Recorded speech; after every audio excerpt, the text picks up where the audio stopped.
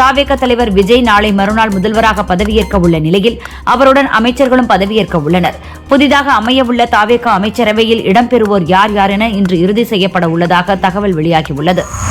ஆட்சி அமைக்க கவர்னர் அழைக்கும் போது மேஜிக் நடக்கும் என்று மதுரை மத்திய தொகுதியில் வெற்றி பெற்ற தாவேக எம்எல்ஏ மாதர் பத்ருதீன் தெரிவித்துள்ளார். புதுச்சேரியில் என்டிஏ வெற்றி பெற்றது இரட்டை எஞ்சின் ஆட்சிக்கு கிடைத்த மகத்தான அங்கீகாரம். உங்களின் வழிகாட்டுதலே எங்களின் மிகப்பெரிய பலம் என பிரதமர் மோடிக்கு புதுச்சேரி முதல்வர் ரங்கசாமி கடிதம் அனுப்பியுள்ளார். தாவேக தலைவர் விஜய்க்கு நயினார் நாகேந்திரன் வாழ்த்து தெரிவித்துள்ளார்.